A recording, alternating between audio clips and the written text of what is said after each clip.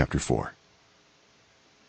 When the enemies of Judah and Benjamin heard that the exiles were building a temple for the Lord, the God of Israel, they came to Zerubbabel and to the heads of the families and said, "Let us help you build, because like you we seek your God and have been sacrificing to him since the time of Esarhaddon, king of Assyria, who brought us here."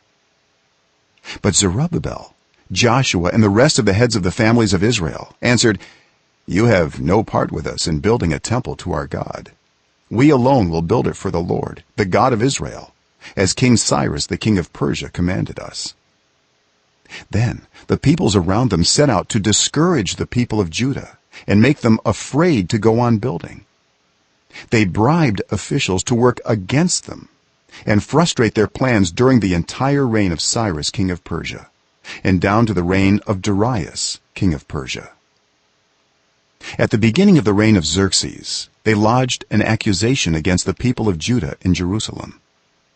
And in the days of Artaxerxes king of Persia, Bishlam, Mithredath, Tabeel, and the rest of his associates wrote a letter to Artaxerxes. The letter was written in Aramaic script and in the Aramaic language.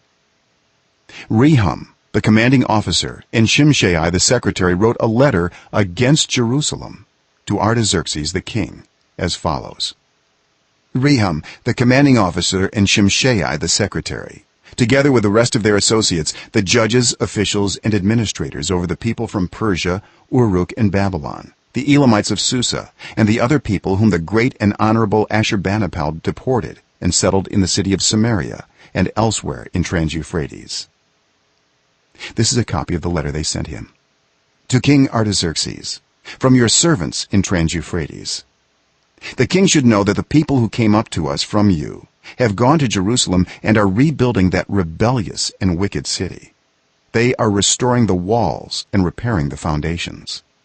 Furthermore, the king should know that if this city is built and its walls are restored, no more taxes, tribute, or duty will be paid, and eventually the royal revenues will suffer.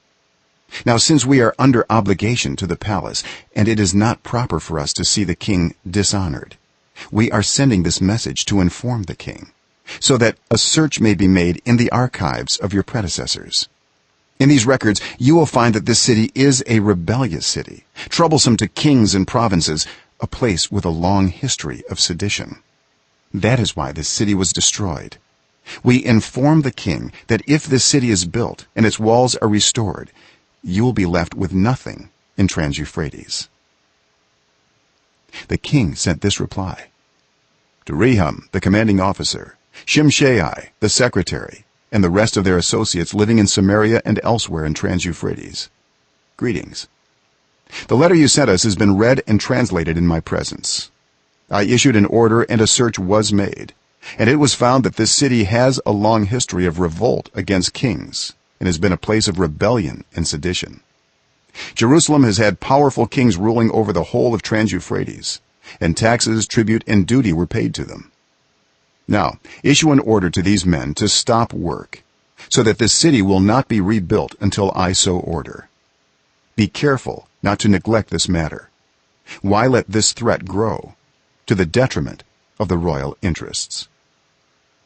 As soon as the copy of the letter of King Artaxerxes was read to Rehum and Shimshai the secretary and their associates, they went immediately to the Jews in Jerusalem and compelled them by force to stop. Thus the work on the house of God in Jerusalem came to a standstill until the second year of the reign of Darius king of Persia.